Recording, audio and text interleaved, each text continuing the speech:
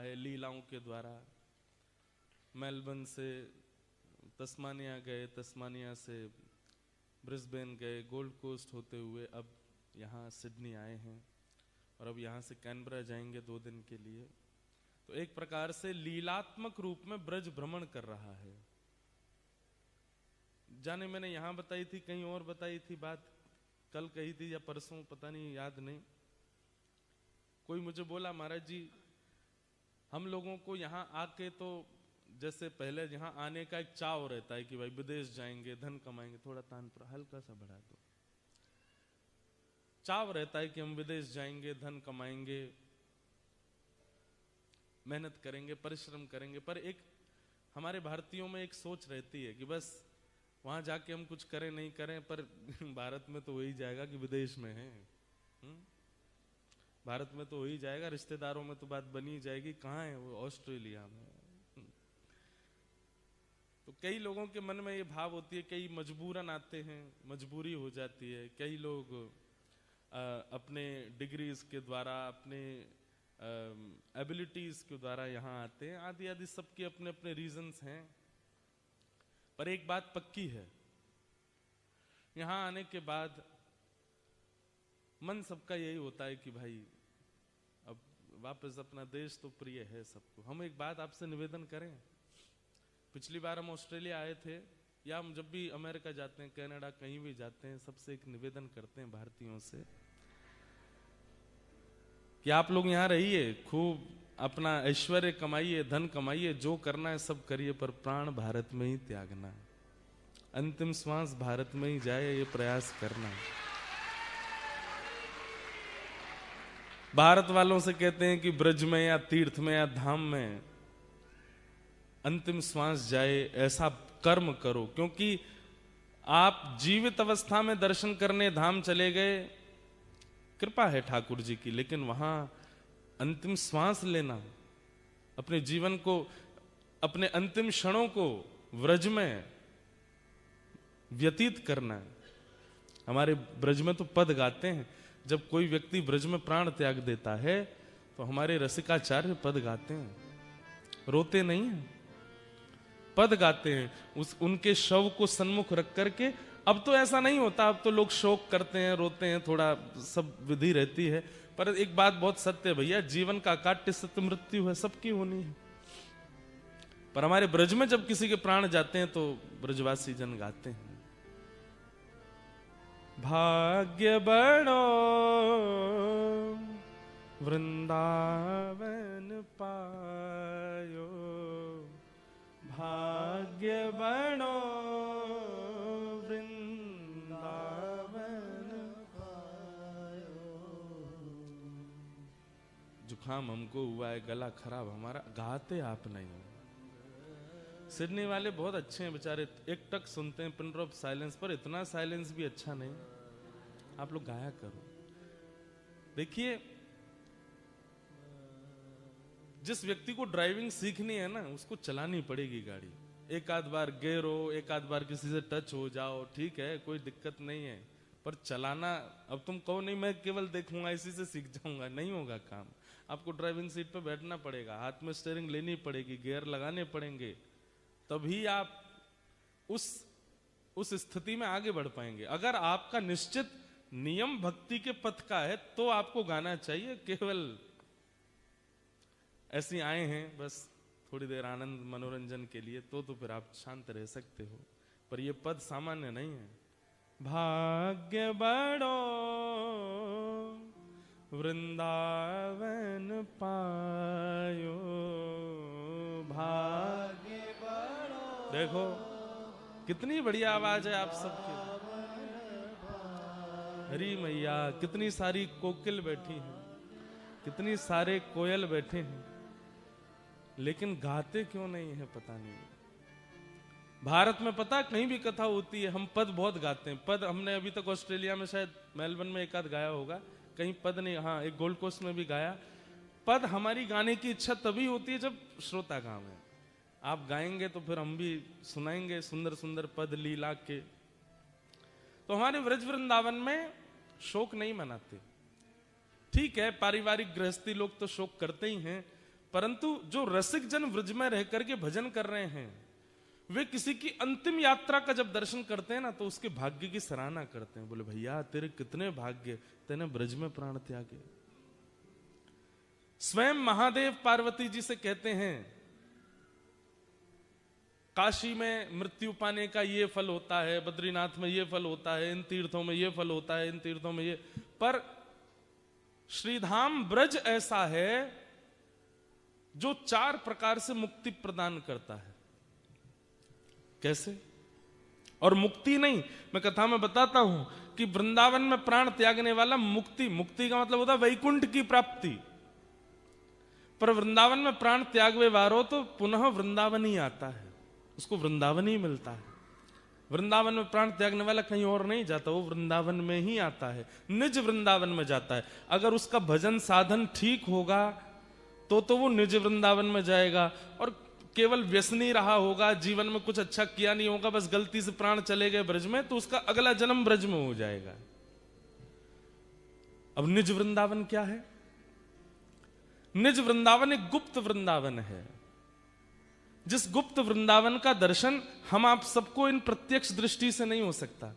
जहां प्रिया प्रियतम आज भी विहार कर रहे हैं, उस गुप्त वृंदावन में जब आप बिहारी जी का दर्शन करने जाओगे तो वहां मूर्तिमंत बिहारी जी नहीं मिलेंगे आपको।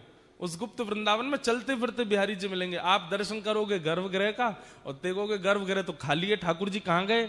ठाकुर जी पीछे देख यहां खड़ा हूं मैं, पीछे ठाड़े हैं। आप जाओगे तो आपसे पूछेंगे, अरे खाली आता है को कछु लेके ना आयो मेरे काजे। वो गुप्त वृंदावन है। गुप्त वृंदावन में इतनी भीड़ नहीं है जितनी आजकल वृंदावन में हो गई। गुप्त वृंदावन में किनकी भीड़ है? श्री हितरवंश महाप्रभु सचल गुप्त वृंदावन में है। श्री हरिराम व्यास जी सचल गुप्त वृंदावन में है। श्री चैतन्य महाप्रभु, मीराबाई, कृष्णदास, सूरदास, रैदास, जिन्होंने भी वृंदावन को भजा है, वे सब उस गुप्त वृंदावन में आज भी विराजमान हैं। इसलिए वृंदावन में अगर भजन करके, साधन करके, नामाश्रय लेकर के कोई प्राण त्याग करता है तो उसको गुप्त वृंदावन की प्राप्ति होती है। और व्यसनी है, कामी है, क्रोधी है, सब प्रकार के अवगुण हैं जीवन में, भजन साधन कुछ करता नहीं, लेकिन गलती से प्राण त्याग दिए वृंदावन में, तो उसको इतना मिलेगा कि उसका पुनर्जन्म वृंदावन में ही हो जाएगा, वो ब्रजवासी बन जाएगा। ये कम है? ब्रजवासी बनना कोई कम है? श्री जी की आज्ञा के बिना ब्रज में प्रवेश नहीं मिल सकता है। तो महादेव कहते हैं पार्वती जी से, व्रज 4 प्रकार से मुक्त करता है। पहला, जन्म ब्रज में, मृत्यु कहीं भी। कई लोग मुझे मिलते हैं और वो आप लोग कहते हो हम पंजाब से हैं, हरियाणा से हैं, अच्छा लगता है बहुत, चलो सब अपने भारत के हैं। पर भैया जब कोई कह देता ना हम ब्रज से हैं, तो मैं तो बिल्कुल ऐसा हो जाता हूं, मैंने भाई तुम यहां कैसे आ गए, तुम यहां कैसे पड़ गए भैया।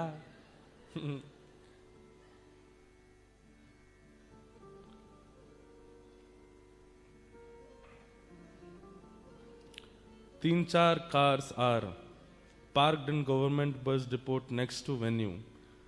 They are complaining to move the cars. They will report and also closing soon.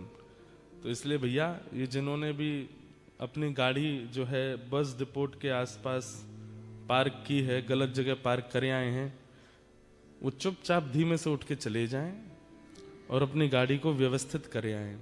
और कहीं शर्म के मारे नहीं उठ रहे हो, हम उठेंगे सब हमको देखेंगे, उठो तो ऐसे ऐसे करके उठ जाना, अभी आता हूं। क्या है पीछे क्यों देख रहे हो, सब इधर देखो। हाँ कथा, वो अपने काम से पानी पीने जा रहे हैं, आप क्यों देख रहे हो उनको। धन्य हैं भैया। देखो हमारी एक बात सुनो, आप लोग बहुत व्यवस्थित तरीके से अगर अपनी गाड़ी वाड़ी पार्क करे आओगे, भारत तो है नहीं ये, तो हमारे लिए अच्छा होगा आगे, नहीं तो फिर आगे फिर हमको कथा करने के लिए बोलेंगे, देखो आपके श्रोता आते हैं वो ऐसा ऐसा करते हैं, आपको कथा नहीं करने देंगे।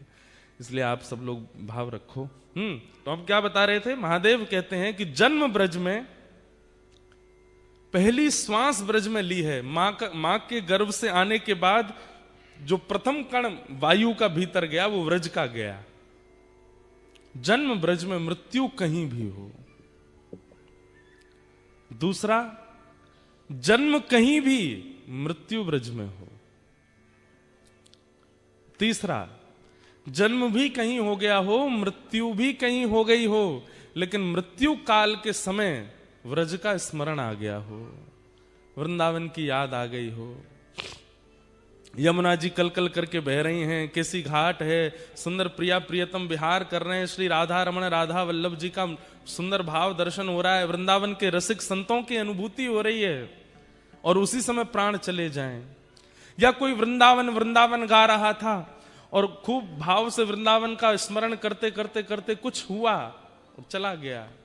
अंतिम क्षण में, जन्म कहीं भी, मृत्यु कहीं भी, लेकिन अंतिम क्षण में ब्रज याद आ जाए।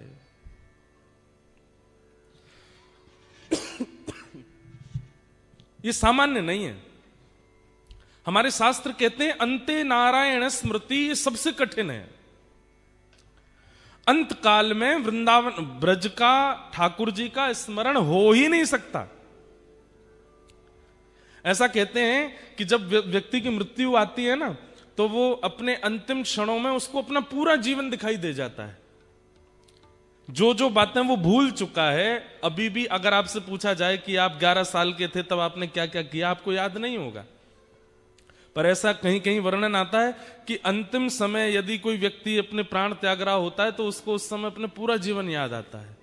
मेरा वहां जन्म हुआ था, ये मेरी माता जी थी, ये मेरे पिताजी थे, बचपन में मैं ऐसे वस्त्र पहन के घूम रहा था, 11 वर्ष का जब हुआ तब मेरे जीवन में एक मित्र आया, 15 वर्ष की आयु में मैं स्कूल में ऐसे जाता था, मेरी उससे लड़ाई हो गई थी, 18 साल की उम्र में मैंने कॉलेज ज्वाइन किया, यूनिवर्सिटी में पढ़ता था, फिर इससे मेरा ब्याह हुआ, ये बच्चे हुए।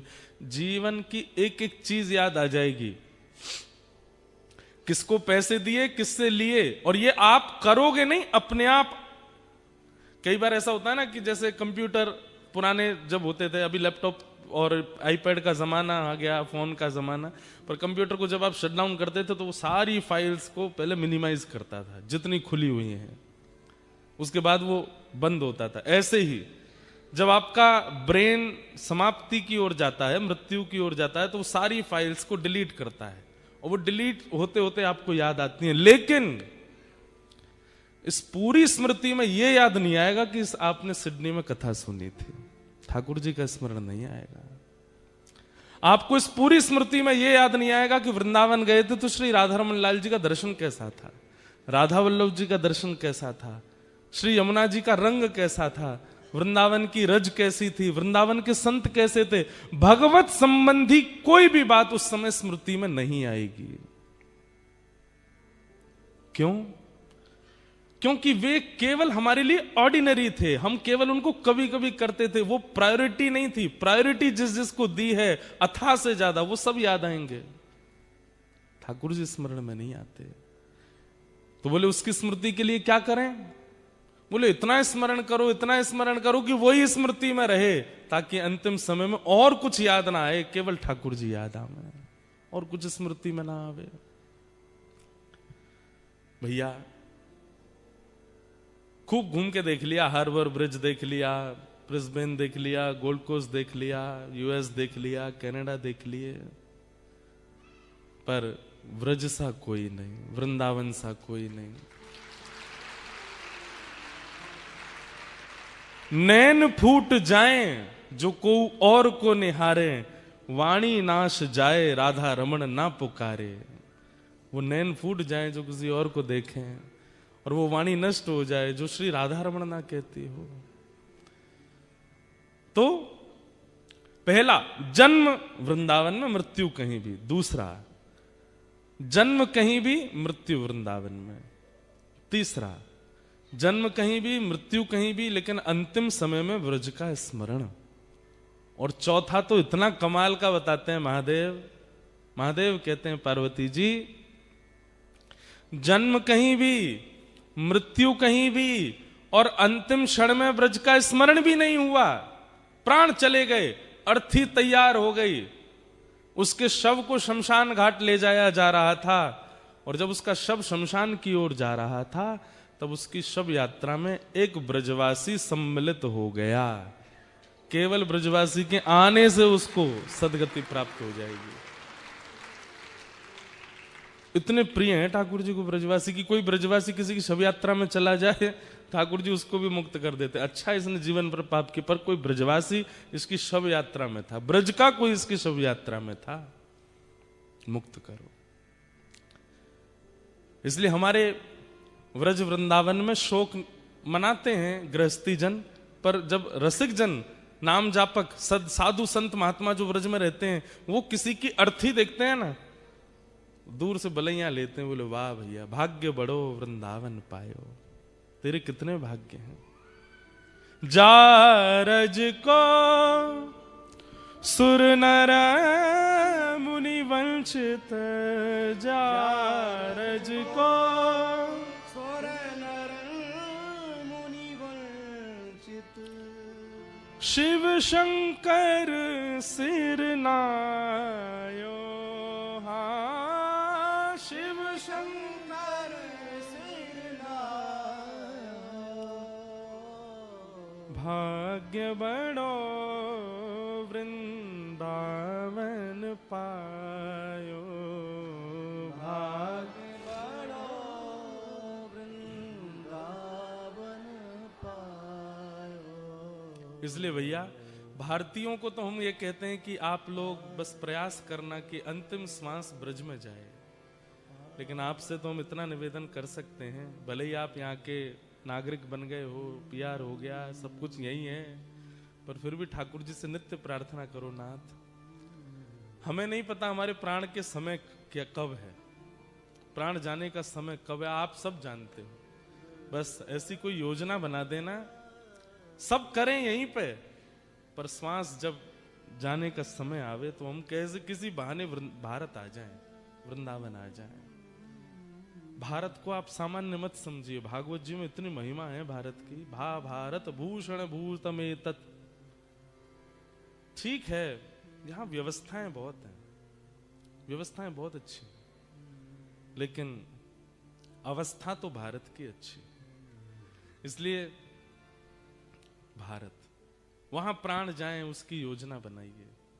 आप कहेंगे महाराज जी कैसी बात कर रहे हो, हम सच धज के यहाँ बैठे हैं, आप बेमतलब में बैठते ही जो है ये योजना बनवा रहे हो मृत्यु की। भैया आप कहोगे तो फिर मैं वही व्यवहारी बात करने लग जाऊं जो आप सबसे करते हो। व्यवहार की चर्चा तो सबसे होती ही है, वास्तविक चर्चा तो यहीं से हो सकती है ना। आज हमारा तिथि से जन्मदिन है, इसलिए हम वो बात करें जो वास्तविक है। धन्यवाद धन्यवाद धन्यवाद, बस बस बस धन्यवाद आपका। आप में से कितने लोगों को अपने तिथि का जन्मदिन याद है, हाथ ऊपर करो, बताओ। इतने हजारों में से कुछ 100 निकल के आए हैं बस। अब हमारी एक बात सुनिए, अपना जो डे वाला